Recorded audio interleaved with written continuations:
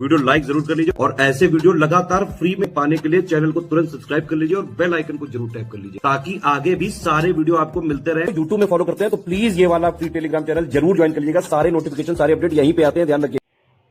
Hello everyone, welcome to ROARO by study for civil services. Myself Alka Pandey.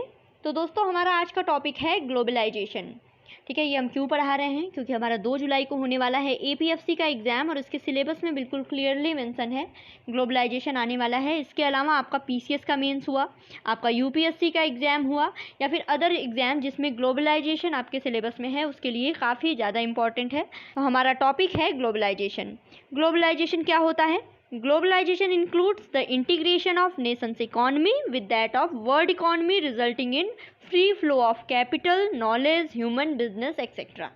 ठीक है, and the modern aspect of globalization traces its origin to the end of Cold War and disintegration of Soviet Union in 1991. Globalization is the result of liberalization and privatization policies. Globalization है वो आपका liberalisation and privatisation policies का ही result है। देखिए, what is globalisation? Globalisation is viewed as the process that defines the growing interdependence of world's economies. ठीक है, world की economy जो एक दूसरे पे इंटरडिपेंडेंट होती हैं उसी को बोलते हैं ग्लोबलाइजेशन। ऐसे हम ग्लोबलाइजेशन को डिफाइन कर सकते हैं। And the term also use to prefer to economic globalization which is the process of aligning regional economies with global economies through trade, FDI, capital flow, technological advancement and the large scale migration. ठीक है, फिर है ये कैसे connect कर सकती हैं economy जो एक दूसरे पे इंटरडिपेंडेंट हैं, ये एक दूसरे की इकॉनमी से कैसे कनेक्ट कर सकती हैं? तो ट्रेड के थ्रू, FDI के थ्रू, कैपिटल फ्लो हुआ, टेक्नोलॉजी एडवांसमेंट हुआ या फिर लार्ज स्केल अगर माइग्रेशन है उससे भी इकॉनमी एक दूसरे से कनेक्ट करती हैं। ठीक है, only after the economic liberalisation in 1991 did the Indian economy truly experience the freedom of trade. ये देखिए LPG, ठीक है, ये कनेक्टेड हैं तीनों एक दूसरे से। ये ग्लोबलाइजेशन जो है ये इन्हीं दोनों का रिजल्ट है, इन्हीं दोनों पॉलिसीज़ का। It refers to the free movements of goods, services, technology across the national border with some controls. ठीक है, ग्लोबलाइजेशन का अब हम लोग बेनिफिट देखते हैं। इसका बेनिफिट क्या क्या है? पहले तो है इंक्रीज इन इंटरनेशनल कोलैबोरेशन। बिल्कुल सही बात है, जब इकॉनमी एक दूसरे से कनेक्ट करेंगी इंटरनेशनल कोलैबोरेशन बढ़ेगा। Participation of big Indian multinational in the world trade activities. बिल्कुल सही बात है। It can lead the greater investment, new job, better participation of local companies supplying raw material etcetera. An increase in export make trading to the more favourable. An increase in technological development, trade volume will ultimately increase the world's GDP. सही बात है। फिर अगला देखते हैं extension of modern amenities to most vulnerable and remote section of society. For example, providing internet facilities, infrastructure to remotest rural areas in the country. फिर है diversification of agriculture practices with the introduction of newer avenues such as contrast farming, etc. Globalization has increased competition in various sectors of economy, resulting in higher domestic industry productivity, partially true in our country. फिर है globalization has improved product quality while lowering prices. फिर है consumers now have more options thanks to globalization. ठीक है, consumers के पास भी ज़्यादा से ज़्यादा ऑप्शन होंगे। फिर आगे बढ़ते हैं। Because of increase in income opportunities for a larger segment of society, standard of living has risen in the globalization era. ठीक है, globalization has resulted a massive expansion of IT industry. Local business that supply raw material to large industries have benefited from globalization. It has resulted in expansion of Indian industries from local to global, with some of them becoming large MNCs. ठीक है, ये तो हमने देख लिया globalisation का फ़ायदा। अब देखते हैं लिमिटेशंस ऑफ ग्लोबलाइजेशन। फॉन्ट थोड़ा छोटा है। लिमिटेशंस ऑफ ग्लोबलाइजेशन की बात करें तो increase in the trade deficit, widening the gap between the develop and not so developed economies. ठीक है, इसमें यही है कि जो डेवलप्ड इकोनॉमीज़ हैं वो और ज़्यादा डेवलप करती जाएंगी। ठीक है, और ये जो नॉट उतना जो डेवलप्ड नहीं है उन इसकी वजह से क्या होगा कि जो गैप है डेवलप्ड एंड नॉन डेवलप्ड के बीच में वो बढ़ेगा। फिर due to the interlinking of economies the financial crisis also transfer as seen during the crisis of कोविड-19 टाइम्स एंड 2008 फाइनेंशियल क्राइसिस। ठीक है, जब पूरा वर्ल्ड वाइड इकॉनमी एक दूसरे से कनेक्ट रहेंगी तो अगर इकोनॉमिक क्राइसिस आता है तो दूसरी इकॉनमी भी उससे प्रभावित होगी, उस पर फ़र्क पड़ेगा। ठीक है, and newer forms of colonialism are called neo-colonialism under the gap of globalization, and the international forms have greater political influence all over the world that widening the economic inequalities। political influence की वजह से भी economic inequalities है। फिर economic development at the cost of environment protection especially in the resource rich poor nations। ठीक है, फिर है replacement of traditional service providers, for example old restaurant parathas and lassi are replaced by McD's। ठीक है, Chinese restaurant etcetera. फिर है आगे बात करें, globalisation has increased in disparity between rural and urban India, joblessness as well as the growth of slum capitals and the threat of terrorist activities. ठीक है, and the wealthy section of urban area benefited the most. फिर है globalisation heightened the competition in the Indian market between the foreign and domestic firms. ठीक है, इससे क्या हुआ कि फॉरेन और डोमेस्टिक फर्म के बीच में कंपटीशन भी बढ़ गया। फिर है due to the global competition all small producer have been decimated and several industries including the production of batteries, plastic toys, tyres, MSMEs were close down and resulting the job losses. फिर because of competition uncertainty more jobs are being created on a flexible and temporary basis. ठीक है, ये competition और uncertainty की वजह से ऐसी job ज़्यादा वो होने लगी जो कि फ्लेक्सिबल हो या फिर टेम्पररी हो। ठीक है, फिर the Indian manufacturing sector suffered as a whole but the service sector benefited.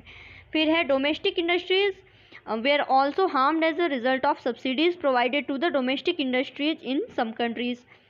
फिर आगे बढ़ते हैं, reform-led growth has not created enough jobs while growth has been substantial, employment generation has not been commensurate with growth। फिर public investment in agriculture particularly in infrastructure such as irrigation, power, roads, market linkage, R&D, research and development was reduced during the reform period and this was most significant disadvantage of economic reforms। फिर certain MSMEs were completely eliminated as a result of global competition, toys are classic example। ठीक है, फिर है the power sector reform that resulted in a significant increase in power tariffs which impacted a certain segment of society, for example a society of Sirsila's power looms। फिर है suicide of Sirsila's power loom। फिर है small and marginal farmer have been negatively impacted leading to an increase in a cotton farmer suicides in Deccan region of the country. ठीक है, जो small farmer थे उन लोग को ज़्यादा नुकसान हुआ ग्लोबलाइजेशन की वजह से। फिर लास्ट में है the industry sector suffered as well because Indian made goods were not of world class quality, cheaper imports replaced the demand of domestic goods and due to the globalization only a few sector of attracted investment, infrastructure across the country remained deficient। फिर इसके बाद ये देखिए overall there is a negative impact on development and welfare spending as a result of tariff reduction and pressure from multilateral leading institutions. ठीक है, ये है आपका ग्लोबलाइजेशन का नेगेटिव इम्पैक्ट। फिर है हम देखते हैं ग्लोबलाइजेशन का इंडिया पे क्या इम्पैक्ट पड़ा है, इसको देख लेते हैं। सबसे पहले हम लोग देखेंगे पॉजिटिव इम्पैक्ट। इंडिया पे पॉजिटिव इम्पैक्ट क्या रहा है, increase investment by MNCs in India that led to the prosperous growth of local supplier companies in India. ठीक है, and increase competition benefits in Indian companies by inducing higher quality of goods. फिर creation of new opportunities for domestic service sector companies in newer servicing field like accounting, data entry, engineering etcetera. ठीक है, and some own companies have themselves prospered into MNCs, for example Tata हुआ, इन्फोसिस है, Asian paints etcetera. और negative impact की अगर बात करें तो निगेटिव इम्पैक्ट क्या पड़ा है, small manufacturers industries such as domestic industries for toys, tyres, vegetable oils are unable to compete with large MNCs leading to their shutdown। फिर flexible employment culture due to the increasing competition for jobs leading the unsecured jobs. ठीक है, ये है इसका negative impact. फिर आगे बढ़ते हैं, आगे देखते हैं स्ट्रगल फॉर फेयर ग्लोबलाइजेशन। ठीक है, स्ट्रगल फॉर फेयर ग्लोबलाइजेशन की बात करें तो not everyone has benefited from globalisation equally, people with the education and skill have made the most out of it while leaving many out. फिर this highlights the need for a fair globalization process. This can be attained through following methods.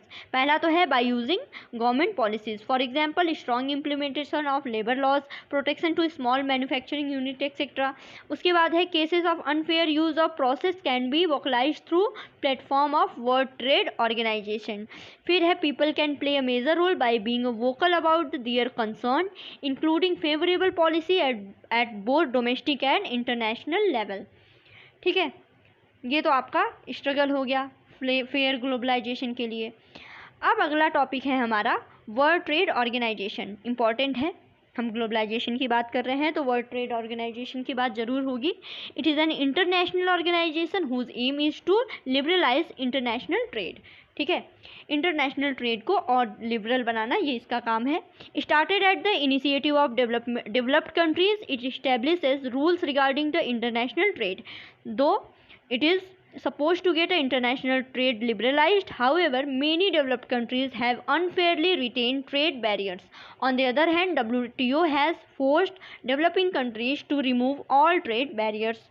फिर for example, farmers in USA are receiving massive sums of money from the US government to produce and export agricultural produce to other countries, due to which they can sell their product at the abnormally low prices in other countries, adversely impacting the farmer in these destination countries. तो ये हमने देख लिया world trade organisation के बारे में। तो दोस्तों अब हम लोगों ने कंप्लीट कर लिया है APFC के लिए आपका पॉपुलेशन डेवलपमेंट और ग्लोबलाइजेशन वाला टॉपिक। ठीक है, तो ऐसे ही बने रहिए, आपका कंप्लीट APFC EPFO का एग्ज़ाम से पहले सारा वीडियो कंप्लीट करा दिया जाएगा। ऐसे ही सपोर्ट अपना करते रहिए। Thank you so much.